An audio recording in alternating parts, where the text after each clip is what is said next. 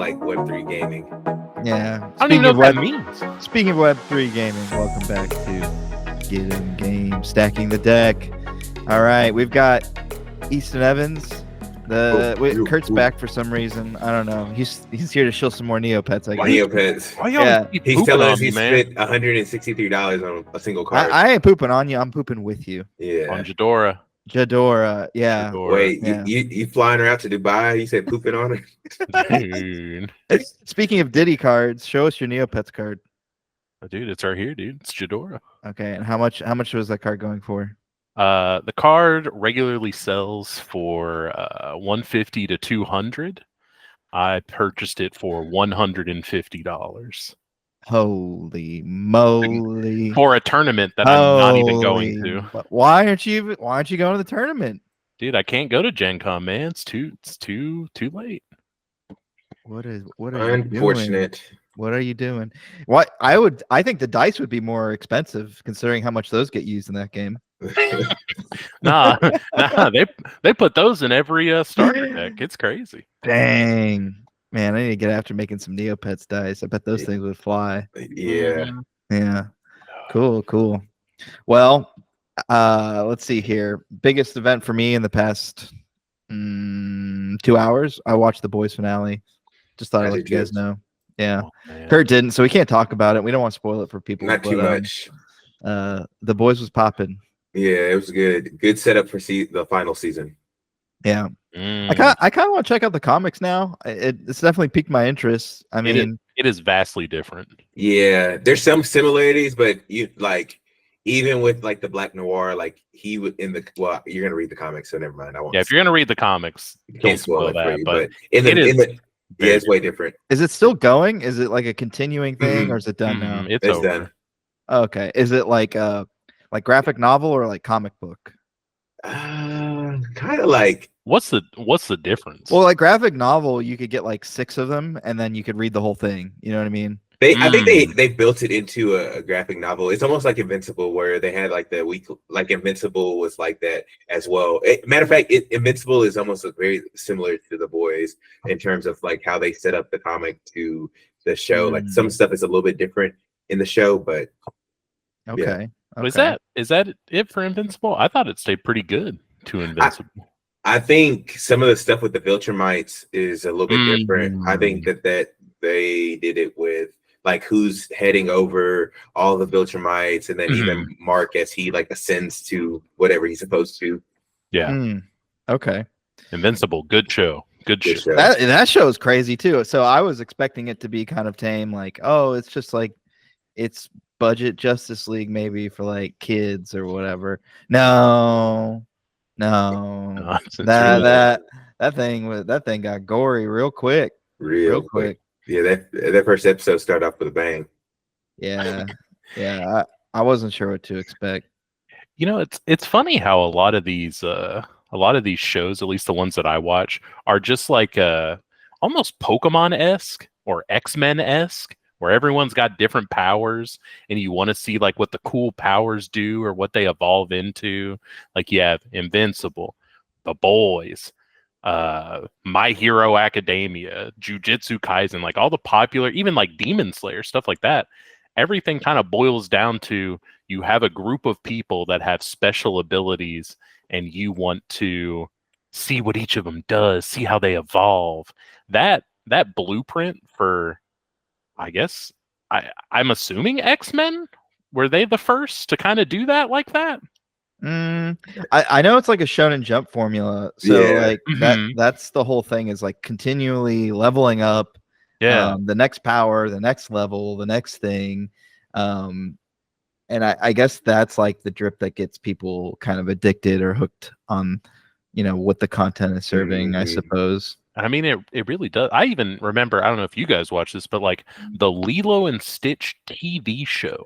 That one was cool because you wanted to see what. Dude, there was a Lilo and Stitch. There was a Lilo. What are you talking? It was almost like Jackie Chan Adventures. Like, well, Jackie Chan Adventures was slapping. No, it was on par with it. Like it's like you find Humo Gogo 5 East. No, the Lilo and Stitch show, it was like they found new experiments and they all had special abilities and different things, and they like befriended them, or some of them got captured, some of them were like friends, and I don't know. I think didn't it end with like them all coming back together and like all using their powers together? Yeah. Yeah, How have I not heard of this? The Lilo and Stitch TV show. So like Stitch was like what experiment like 626. Yeah. So the whole show was them encountering the other experiments and seeing what they did, and like the whole reoccurring. The coolest character on there was 627, which was like the strongest experiment they ever had. But he was just lazy as hell. He just wanted to make sandwiches and sleep all day. But whenever he wakes up, he's going crazy. But yeah, the Lilo and Stitch TV show. They even like found them in like little capsules that had like the experiment number on them.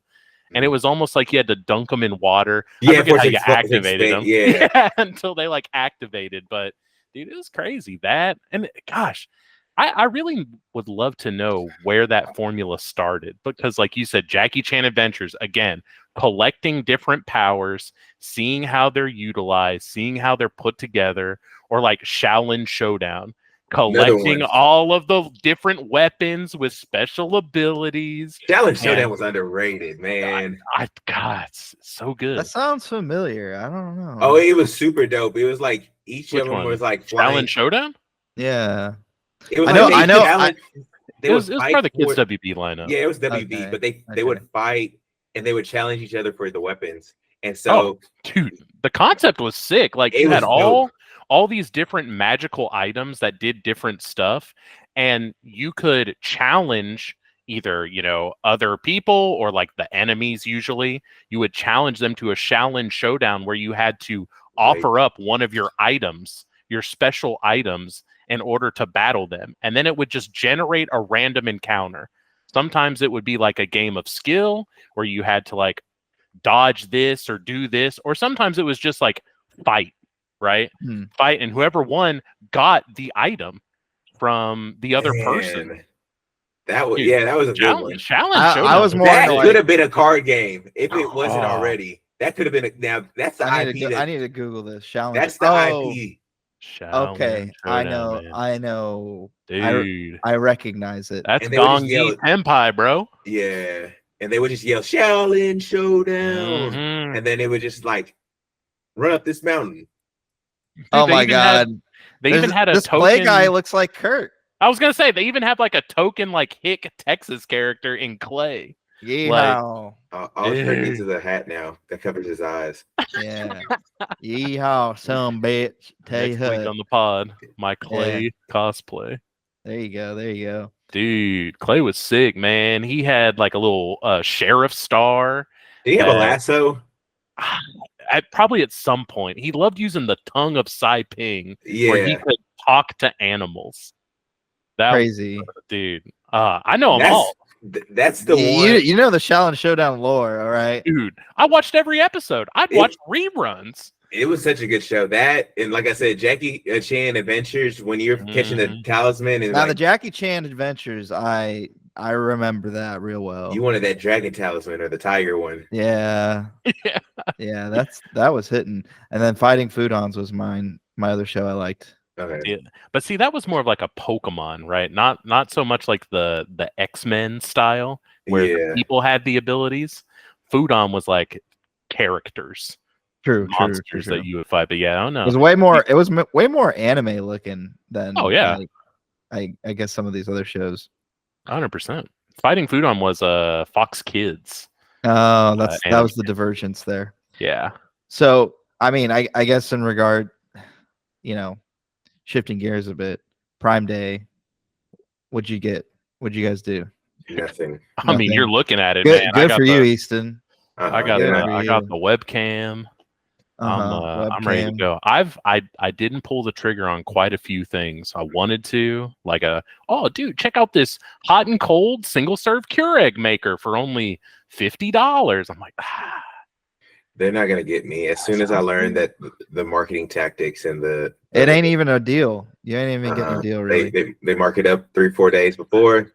That's then they trick us. Oh, I said like the thing is as marketers, I feel like it's my responsibility to shed light on the marketing tactics and also not fall like victim to the marketing tactics.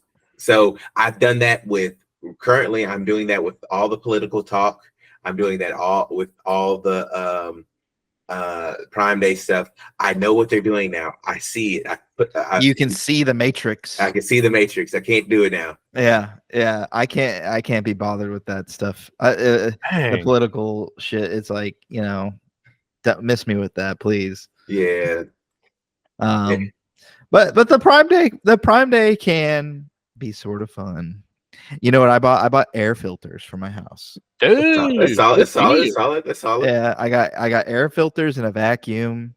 So, that was big city dueling right there. Yeah.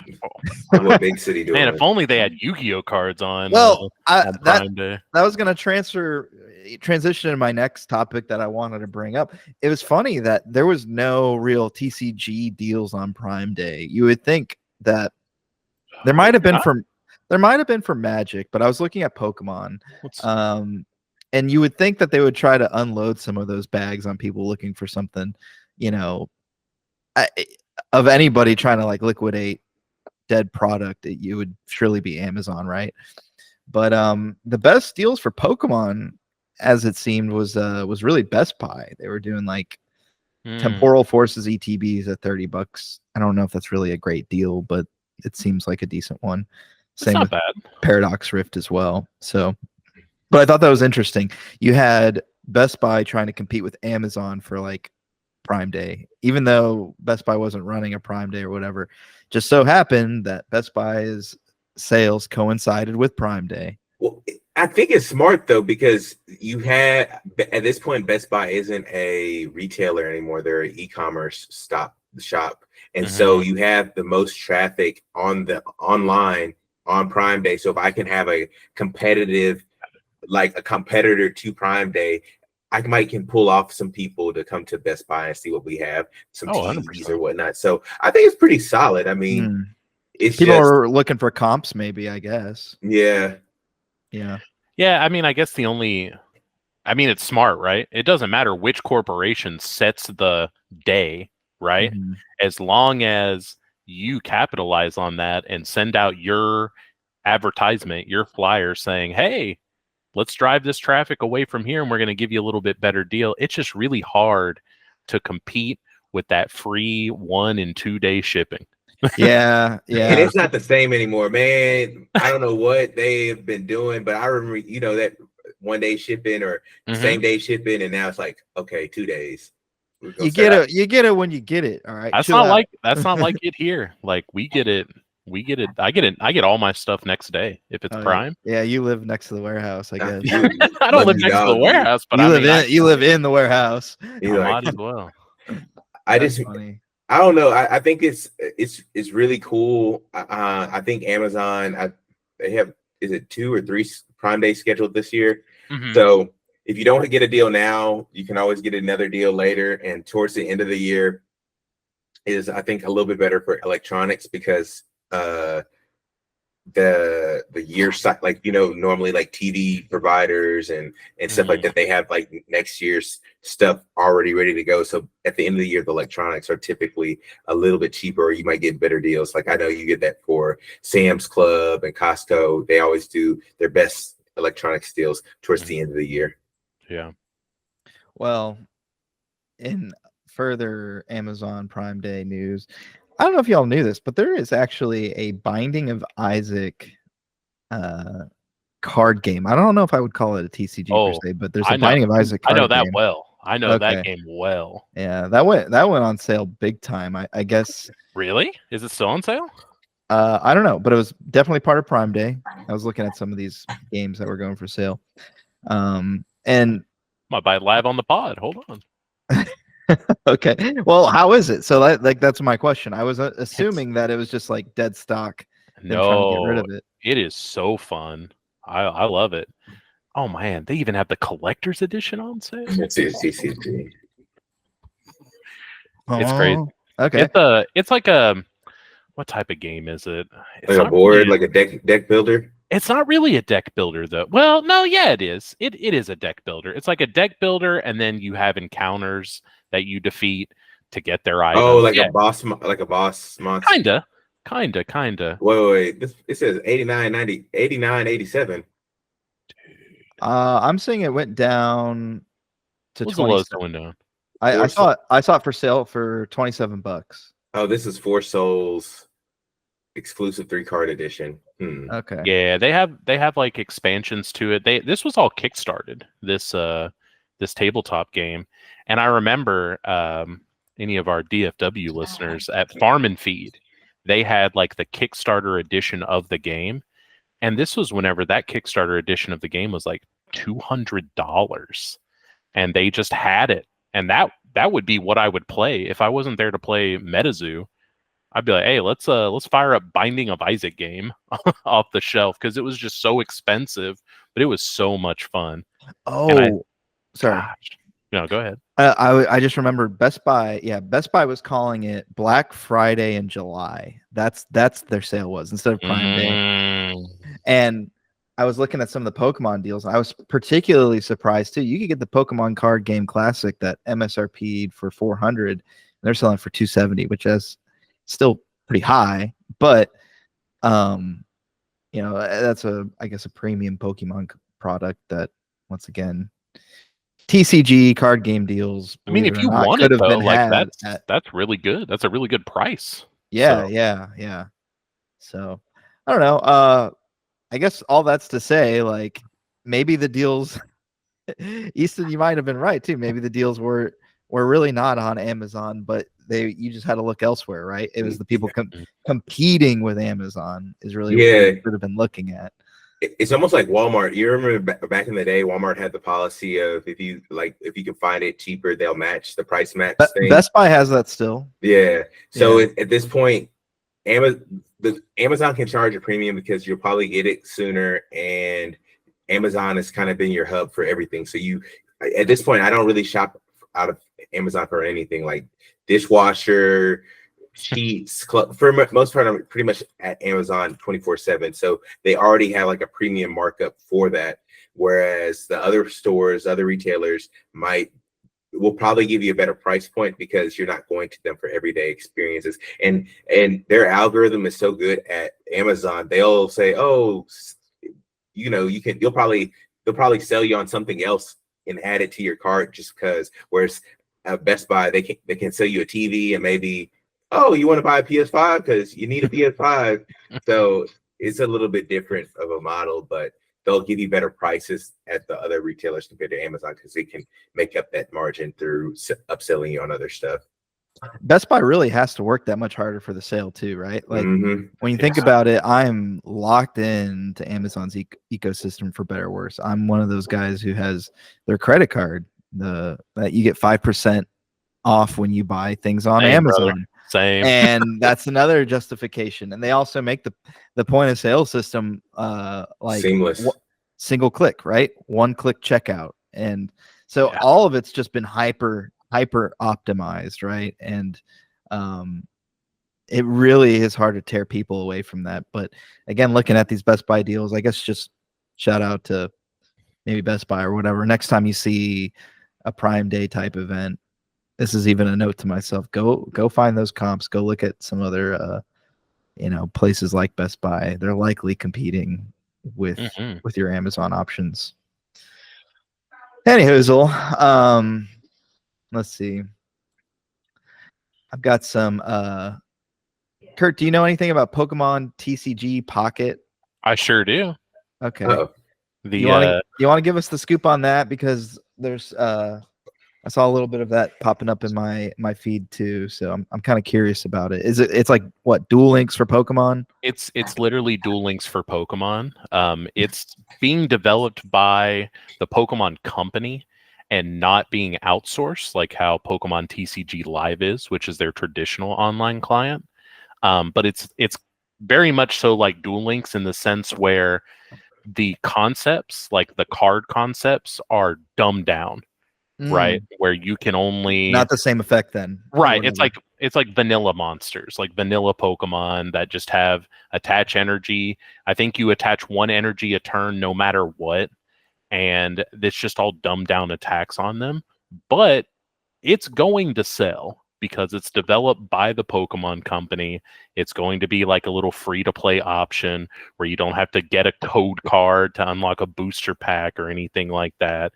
It's very cool. I know that you make fun of me for my Pokemon Cube and the little card backs, the funny little card backs that they have, but those are actually Pokemon Pocket card backs that I ripped and put on the back of my product cards. Yeah, well, so you know what? That cube's cool. That is a lot of fun. At our last bar locals, let it be known, we primarily played the Pokemon Cube, and it is its own meta. Like it took a few times to figure out, like, okay, don't deck out. You don't want to draw your cards, which is a little bit different than like modern Pokemon. When I played it, I was just like, oh, you just draw as much as you want because there's you just run through it. Yeah. But this was different, and again, seeing all the vintage cards, playing the vintage cards for the most part was a lot like somewhat nostalgic. I didn't play a lot of Pokemon as a kid, and what I did play, the rules were just like, I don't know, Lugia, you know. But I had a lot of fun doing that. One thing that I think is interesting. So, like, how do they make money with this TCG Pocket, this Pokemon TCG? Like, are you buying cards off it? Or, I mean, you are. So you're, of course, it's going to follow the microtransaction. Gotcha mechanics. Exactly. Okay. It's less so them trying to double dip on you buying a booster pack and then redeeming it on Pokemon TCG Live, and more so the only way to progress faster is going to be to purchase a microtransaction within the app. Right. And I mean, it's going to sell. It's going to bring in all of the casual Pokemon fans. It's going to bring in everyone, especially with that gotcha mechanic. And it's a lot of people are like, man, why was Pokemon TCG Live? We could have a whole episode. I could yap about the online client for Pokemon just being so poorly done for so many years, pretty much since its inception of Pokemon Trading Card Game Online, which was PTCGO. It was horrendous, but it was your only online official thing that you could play. Of course, there's rules engines, things like EDO Pro has Pokemon, a lot of different places you could play Pokemon and have a rules engine. But of course, you want to play on the product that they license, they endorse. Platform. Right. So, and it was just horrendous for a decade. And then they go to this new client, Pokemon Trading Card Game Live. Like, oh, new studio's gonna back it. This is where they fix everything. This is where they took away the auction house mechanic, so you couldn't like buy the cards that you wanted. You just had to like redeem booster packs. Oh wait, they capped the amount of booster pack codes that you could put. Wait, hold on. Yeah, you thought. Wait, they implement new cards with a new set that comes out, but half of the mechanics and half the rules engine doesn't even work. Like, hold on. Let's be real. That's how the Cryptic Clash was going to turn out for MetaZoo. I mean, seriously, the writing was all on the wall. Everybody was like, "Oh, this is going to be great." I'm like, "No, you don't understand. That's not 1-in-1. It's going to be like a gotcha." Yeah, and I can't wait to play all the cards that I play in paper and on this client online, and then I'll learn how to play. And it's like you're playing a different game, buddy. Yeah. It's like playing Duel Links and expecting to go to a YCS. Right. And I guess in many ways that's a good correlation. Whereas Cryptic Clash, dumbed down a lot of the MetaZoo mechanics. That's what Pokemon Pocket is doing. Is they are dumbing down a lot of the mechanics of like a more competitive. There's still going to be a meta. There is. Yeah. That people are going to min-max it, and there's going to be a ladder. That's for everything. That's for poker. Okay. Oh yeah, for sure. Like, for everything. But this is really like their official. We're going to develop the content, and we're going to put a product out that we're happy with, not outsourcing it essentially to another studio. So I'm very excited for it. What was the news? Was it just saying that they're making advancements in it, or it's just getting ready to launch. Mm-hmm. I need to pull up the launch date, I guess, for people that want to know. Hold on a second. Yeah. Final countdown. Launch date. Sorry, guys. Didn't have. Oh, yeah, just 2024. Okay. It was just a general update. Yeah. Yeah. It's probably Q4. They want to capitalize on that holiday market, get people off of everything else and put them onto their product to spend $10 and get a starter kit of all your favorite cards. Yeah. Well, it wouldn't be a podcast episode if we didn't talk a little bit about some TCG theft. I guess theft's a big part of this hobby too. So this story is not as salacious as I've previously found, but some guy made off with $5,000 worth of trading cards. The number's getting lower these days. I don't know what the valuations are, but you got to throw up a big number for your insurance claim. Yeah, exactly. $1 billion, $1 million. Yeah, and then it ends up being 10,000. Everything was a PSA 1. And the funny thing is these guys that are stealing this, it's of things that you could steal. I would think TCG cards would actually be one of the harder things to liquidate because it's such a niche market. Yeah. Going back, like we've had this conversation before, you might not feel this way, but this industry is like super niche, right?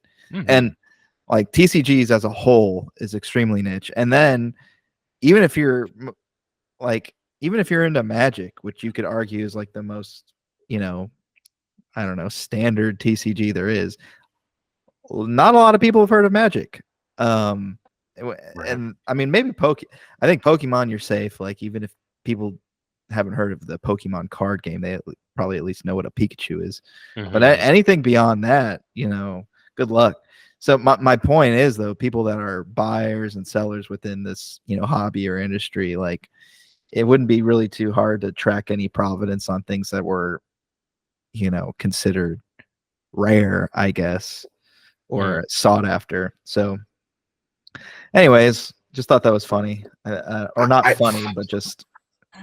I think that poses a good thought, I guess, kind of like thought session we could have in terms of, do you think that as more thieves find out about, the trading card industry or how easy it is, because there's no security at these conventions. There's hundreds of thousands of dollars moving and, so many cars and trucks rolling in and out.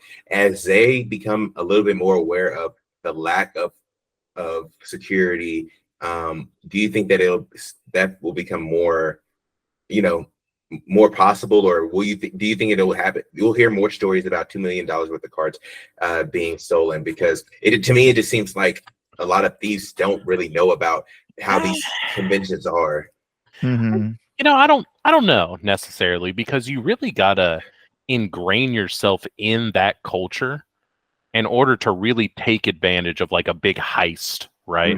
Like it's one thing just to buy a badge at a convention, like a trading card convention, and then just like run off with someone's case, or like say, hey, can I look at this? And then you have someone else distract that person and then you just walk away, right? That's one thing. But like a high-end heist, one that's like super crazy to do, that you really got to have a pretty good understanding of how conventions work, of how card games work, right? So I still think the barrier for entry for your thieves is a little too high. Unless you're like a thief that played Yu-Gi-Oh whenever he was a kid, or I can see that. I feel like Yu-Gi-Oh players have like 80% of the criminals that transpire from TCGs. Like, the thieves, the cheaters, all of those are Yu-Gi-Oh players. But the Yu-Gi-Oh players, they're like the seasoned criminal. They're like the slick, like, all right, I got the market. I know how to like line this up. We're gonna totally launder this like ASAP. The moment it hits my hand, bam, it's gone. And then you come to me, and I'm just gonna be like, I don't know. I don't know what happened. What are you talking about? Why are you accusing me? Pokemon. I think the Pokemon thefts are more likely to be people that are unfamiliar with the industry. They think like, oh, Pokemon cards might be worth money. I'm just going to sell them wherever. You know, there's this story, like I've got two stories as it relates to Pokemon. And again, generalizations here, but one story is you have a prison guard in Alabama getting caught stealing Pokemon cards at a Walmart. At 7 p.m., he's cracking packs in the Walmart and trying to pocket the hits. And then, of course, he ends up getting caught, and the prison guard proceeds to get charged for his crime. You know, it's a misdemeanor and all that other stuff because they valued the cards at what they were worth in the pack, so it wasn't like over $500 the way our legal system works or whatever. But again, that to me is a Pokemon kind of thief. Another instance of Pokemon thief. Nah, thievery. Man, that's low level thievery, man. Like, but that's what. But okay. I think with Pokemon, it's a difference because you kind of grew up with it, so you know that like vintage Pokemon has a premium compared to the newer stuff. I'm saying that regardless, a thief, it doesn't matter how much they're getting for it. They didn't have to like necessarily work to get said card or whatever money that they'll get on the back end. So I think you'll start seeing more people who are like, because collecticons are pretty much the same around the country. Like, hey, at a convention center, there's not a lot of security. Even the vendors they're not really strapped up like that. No. I can walk around, or I can walk around and I'm with the event and I can, start to see who has what. And then I can make my mark on who do I want to steal from the most, or even better, or not better, but when things are locked down at night, when everybody's supposed to be out, what if somebody gets in? I think that there's going to be thieves who end up. I don't want to give anybody ideas. I'm just saying that I would start being a little bit more cautious as I go to these events if I was a vendor, because thieves just don't really know about it. And this $2 million hit was the first big one, but all the rest of them get kind of swept under the rug, or people are like, "Hey, do y'all have a video of this person?" And also, if there's anybody who has information on the thief that Kai and Smitty have been looking for, our homies have been hit with a bunch of thievery. If you have any information, we'd greatly appreciate it. Or I guess to law enforcement or us, we would love to, get them squared away. Yeah, you might have to set that story up a little bit better. I don't know if you want to or not, but that's a different thing too. Yeah, I don't know how much. Yeah, basically, be careful where you have your transactions, right? And the value of your transactions, and who knows what you have, and all that other stuff. You have to be aware about, of that element, I suppose. But yeah, that's a tough one to talk about without actually talking about it. But basically, I don't know. I don't have Kai's post in front of me right now, but we could put out a EPB or whatever it is. Yeah. An Amber Alert. Yeah, Amber Alert.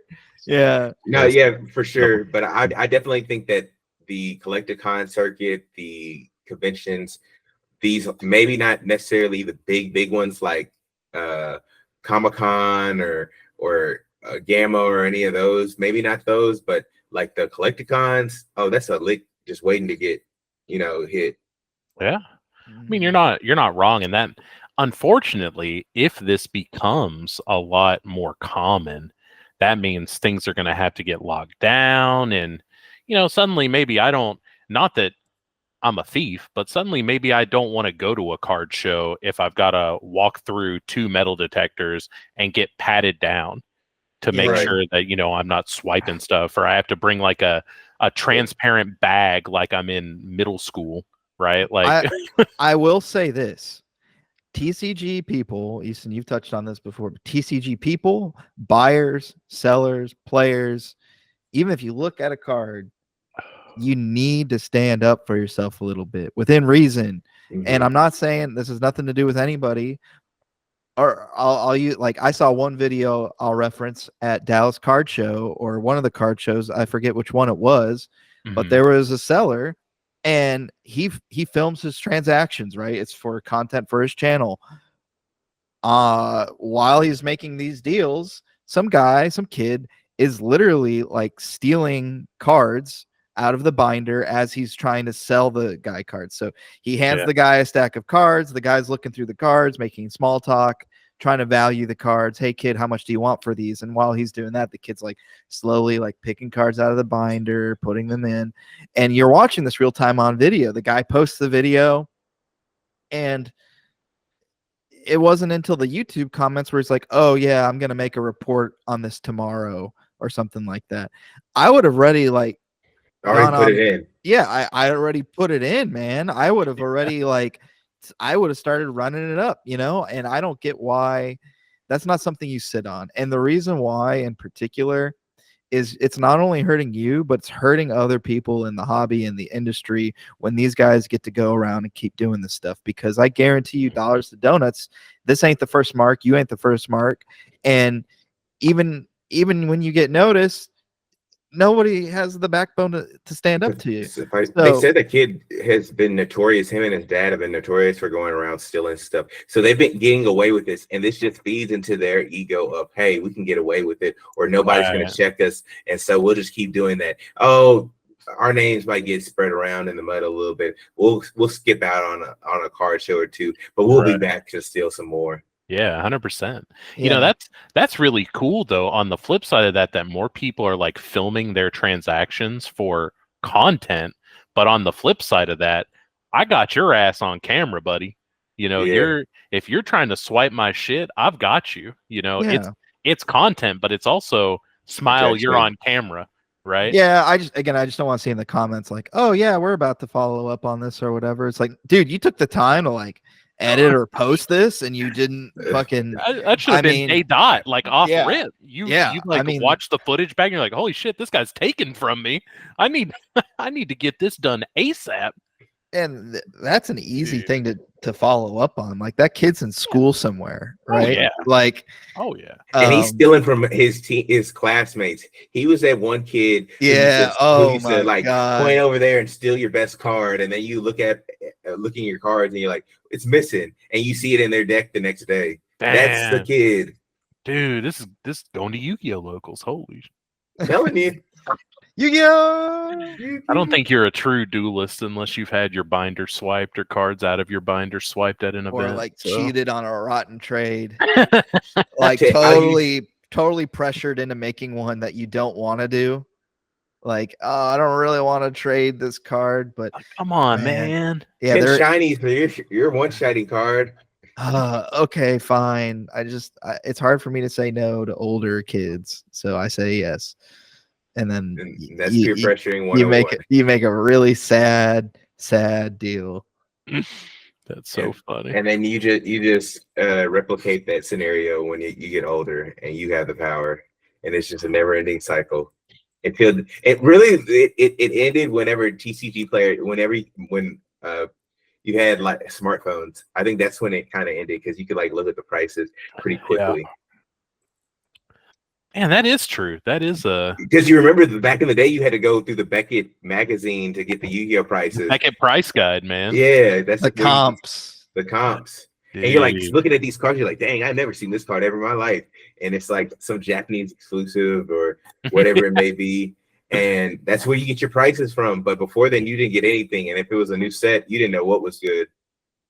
Yeah, really? Dang, that's a good point. The modern day purchaser and collector and trader, the modern day like trading card game player, as far as like doing deals and stuff, we're pretty spoiled in the fact that we can just Google the name of a card and we can pop up comps on eBay, on TCG Player, on Troll and Toad, stuff like that. Like we're pretty spoiled in that sense, where the fact of getting ripped off as a kid is kind of a thing of the past. And I say that even as a kid. There's some people that I play Pokemon with who have 2 children that also play, and they're like 7 and 9. But every time that they're at an event or anything like that, they always come up, hey, this guy wants to trade some of our cards. Can we borrow your phone, Dad, so that we can look up prices on TCG Player? Like, dude, I would have never had that whenever I was a kid. Like, someone just would have taken me for all I was worth because I wanted that ultra rare mystical space typhoon, but they wanted like half of my binder for it, but I just needed it for my deck, right? So it's pretty cool. It's pretty cool. The dad was probably somebody who got his first edition base set Charizard traded away for 3 Clefairy dolls and a couple Professor Oaks and a couple bill cards. That's crazy. Oh man, that was the comps kind of ruin it a little bit too. Yeah. Like sometimes you get the mystery of like, oh wow, I actually got a good deal. But right, like the mystique of getting a good deal or the mystique of the trade, right? Like it I agree with that as well. It kind of mechanicalizes it, like just kind of what's the word I'm thinking of? Streamlines the process. Like no longer do you feel good about like a good deal whenever both parties are just unaware, right? It's not like you're trying to be malicious. You just like, oh, cool. I traded my Charizard away for like a Blastoise and a Venusaur, and I made a little bit of money on that. So that's cool. I like that, but that's really a thing of the past. There's nothing that's organic. I feel like the only time that happens, and I'm guilty of it myself, is I will go to a trading card game event and people look through my binder and say, oh yeah, I'm looking for this, and this. So of course, you look it up and it's like, all right, you've got like $10. All right, you see anything that you like? I was like, yeah, I like this. Oh, this is only $2. I guess we can't make a deal. I'm like, oh man, it's cool. We'll just swap it out. I think the older people that have experienced that either via hardship, like you got cheated out on something, or you just kind of want that nostalgia of making a trade like that, are more sympathetic to that line of play to try and preserve the. I've made those trades with you before. I knew I was losing on the trade. I was just like, fuck it. He has the card I want right now. Exactly. And even if it's not 1-to-1, like, let's do it. I think it's because we're so focused and hyper fixated on getting value or getting like being on the good end of the trade rather than getting cards that you necessarily like. Again, I think that's really the missing point. Is now everybody is so hell bent on they'll make a trade if they get good value, like even if it's something that they personally like in their spirit don't really want to do. And within that, I guess we're missing out on just making the trade just to make the trade, or getting stuff that you want to get just because you want to get it. Like sometimes you do make a bad trade, but you get the card that you want. Like you'll go way beyond. You're like, bro, you're getting like $15-$20 plus on your side for this one card, but I really want and need this card. But you don't really get that too much nowadays. You really don't. And it really, the only time you would ever get anywhere close to that is if you go to like a regional and you're buying from a vendor that you have to overpay on a staple card that you need for your deck. And it's the vendor that's getting that feeling, not you. Yeah, and you just pay it. You're just like, hey, listen, man, I'm here to win this thing. And then you sell it back to them for minus 50% for half off. You're like, I need a double cheeseburger. I don't have any money. Bruh, I gotta buy those $15 convention chicken tenders, man. I gotta eat, Yeah, you got me. Who cares? Let's go. You know what I mean? Man. Well, I got some NFT crypto news, which is kind of interesting too, regarding some of these games here. There's a game called Hamster Kombat. All right. Lord, man, that game. All right, Easton, you fill us in, but I'll tee you up a little bit. Yeah. It's run by Telegram. I think it's Telegram. Yeah, it's on Telegram, and I don't know, for those that don't know, but Telegram's kind of like it's a messaging app. I wouldn't say it's like Discord, but it can be partial. I don't know. You can create groups and things like that. So, and it's like I don't know how to explain it. It's like a tapping, like you just tap the screen a bunch kind of game. You're just tapping it. Yeah, it's a play to earn, and so you get like tokens and airdrops. And for those that don't know, like token, like they have like you have a token that you can basically within the token in the ecosystem, you can sell it for a more mainstream like cryptocurrency. So that's how a lot of the play to earn games are working. Like you'll do enough within the game, like whether it be tapping, and each like Hamster has different stats and different things like that. But from there you earn tokens, and then if you want to like make money, you can sell your tokens to get actual,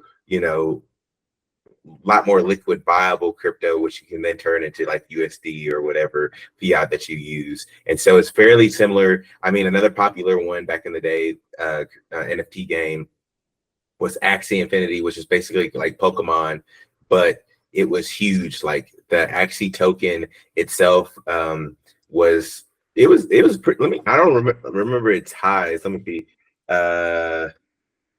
Axie NFT token price. Coin market cap. Okay, currently it is $6, but at its high, it was, let me see. At its high, it was 150. 100 and all-time high was around like 157. So it was huge. Like people in like Thailand and other countries were like were putting their main jobs and just focusing on Axie Infinity. You could build up these characters like these Pokemon, put them on the blockchain, sell them off, different things like that. But Hamster Combat is like the new one, and it's super popular. People have like farms, so like people in America will like have their hamsters, and they'll rent them out to people in Thailand and Malaysia and the Philippines, and they'll give them a cut of their hamster, and that's what it works. And then you can put it on the blockchain, sell the hamster. Same thing you could do with Axie Infinity. You could sell the character like as you leveled it up, or one of the eggs and stuff like that. So it's kind of cool ecosystem. Well, and I read that there's, I mean, this just blew my mind. The number alone, it was 239 million players. I mean, yeah, and I think that's daily active users. What the hell? Excuse me? What the hell? I mean, I guess this is like a Candy Crush type moment for this thing. People are apparently buying up massage guns to turbo tap to earn rewards. I mean, holy smokes. Yes, sir. It's your crazy. mom walks in, you're like hovering over a phone in the dark with a massage gun, and she's like, "What you doing over there?" Hamster game. Hamster. Hamster combat, mom. I think it speaks to where we're at in today's age, because now people are really trying to find other avenues, side hustles, and different things of earning their money. And I think that just as us, we're working individuals, but I saw a statistic of it was the unemployment rate for men is at an all-time high of 11%. So I'm not saying that this isn't what they're doing isn't necessarily a job, but it wouldn't be constitute from the employment rate. And I think that it speaks to people are just tired, like, and this goes into a little bit more of the politicalness. People are just tired of doing what they've been doing for years and not having some level of freedom. And I think that that's why Axie Infinity was super popular. And I think that's why you'll see Hamster Combat continue to be popular until something pops or blows up with it, is that people are just tired of running the rat race, doing the stuff that they've been doing, and not seeing the freedom that they quote unquote were promised, or the life that they were thinking that they have, or the American dream. And so they're willing to not work like the traditional 9 to 5 and put a lot of their time into an NFT game, into a Web3 crypto game. And a lot of them are reaping a lot of rewards from it. Like, just to say it, like they're doing well, but I think this is a culture shift in a way. Yeah. When I found out about this, again, you need to keep us up with this stuff, because this NFT gaming stuff, it definitely is there is overlap with the TCG part, where it's like you can hit this for a quick flip. Like, this is gonna die. Or a long flip.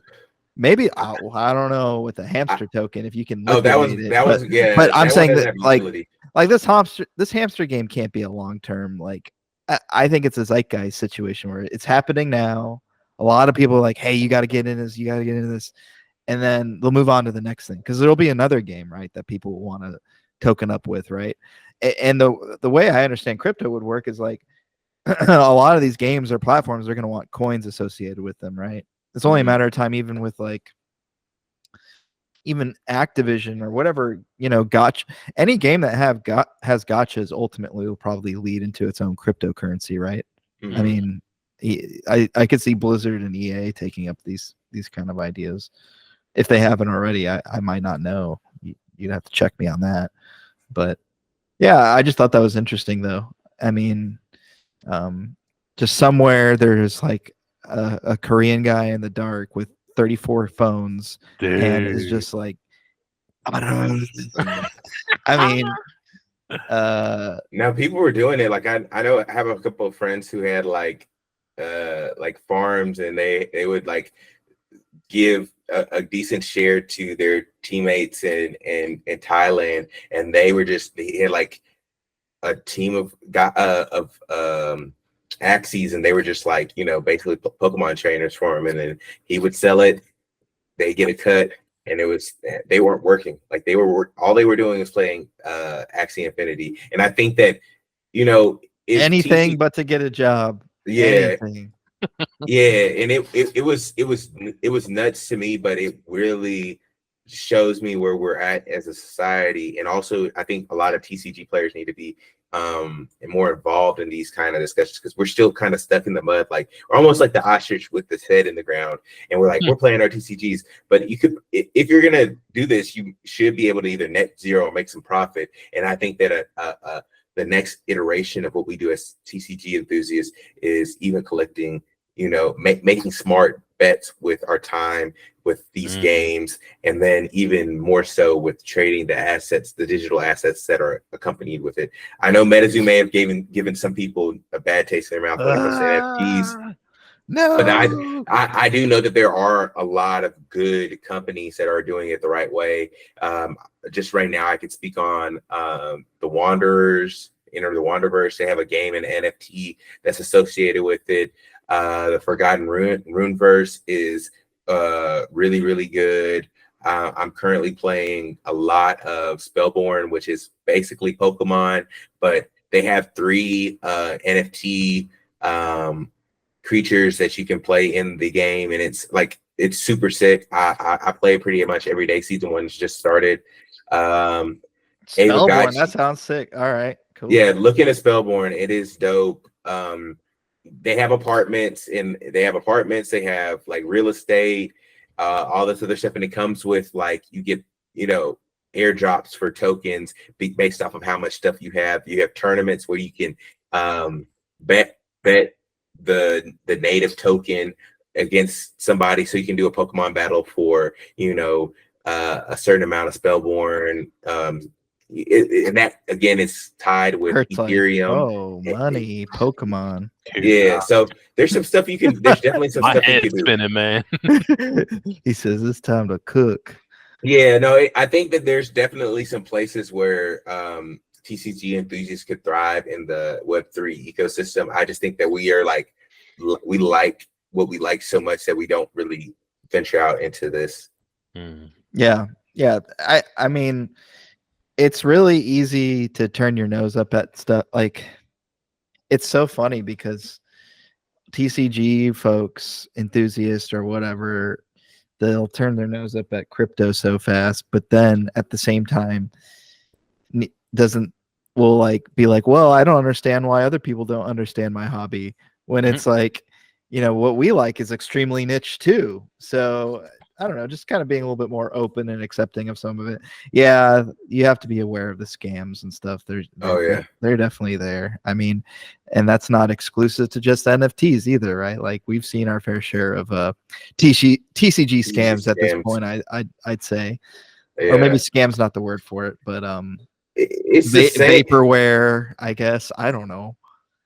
I think it's the same. They kind of use the same formula. Like, oh, they throw around lots of money. They use big words. They use a lot of corporate jargon.